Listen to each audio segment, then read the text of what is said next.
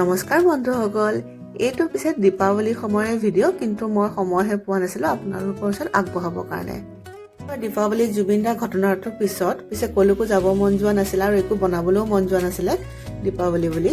সেইটো কাৰণে যোৱাবাৰ পিছে মই আছাম এছ'চিয়েশ্যনে আয়োজন কৰা দীপাৱলী চেলিব্ৰেশ্যনলৈ গৈছিলোঁ আৰু তাৰ ভিডিঅ' বনাই আপোনালোকৰ ওচৰত আগবঢ়াইছিলোঁ, যদি আপোনালোকৰ মনত আছে। এইবাৰ একো কৰিব মন নোযোৱাৰ বাবে মোৰ লগৰজনীয়ে তাইৰ ঘৰলৈকে মাতিলে, বোলে আমি সকলোৱে মিলি পটলাক পাৰ্টি এটাকে কৰোঁ। চবেই ঘৰৰ পৰা অলপ কিবা কিবি বনাই লৈ যাবলৈ কাৰণে আয়োজন কৰিলে আৰু সেই হিচাপে ময়ো আয়োজন কৰিলোঁ।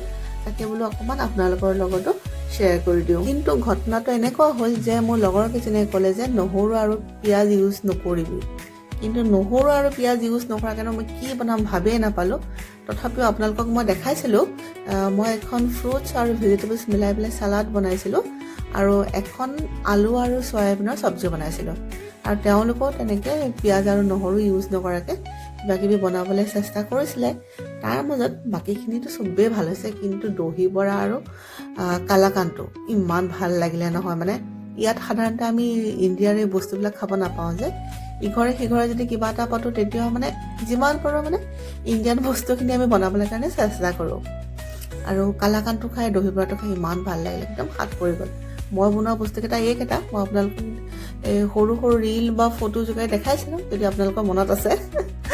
কিন্তু ভাজিখনত মই পিঁয়াজ দিয়া নাছিলোঁ আৰু নহৰু দিয়া নাছিলোঁ, কিন্তু খাবলৈ কিন্তু বিৰাট সোৱাদ হৈছিলে। কেতিয়াবা ৰেচিপিটো পাৰিলে দিম দিয়ক। আৰু আমাৰ পিছে এইবাৰ দীপাৱলী আমি এনেকৈ সৰু সুৰাকৈ চেলিব্ৰেট কৰিলোঁ। খানা পিনা খাই আমাৰ এইখিনিতে নদী পাৰত ফটকা ফুটাবৰ কাৰণে আয়োজন কৰি দিছিলে। খানা খাইতে অকণমান সৰু সুৰাকৈ ফটকা ফুটালোঁ আৰু তাৰে এটা ৰীল বনাই আপোনালোকৰ ওচৰত আগবঢ়াইছিলোঁ পিছে। আৰু সেয়ে আমাৰ দীপাৱলী এইবাৰলৈ সিমানেই আছিলে। অহাবাৰলৈ দেখা যাওকচোন। আৰু আপোনালোকেতো দীপাৱলী কেনেকৈ চেলিব্ৰেট কৰিলে সেইটো মোৰ লগত শ্বেয়াৰ কৰিবলৈ নাপাহৰিব। চ' আজিলৈ ইমানেই দেই, ধন্যবাদ।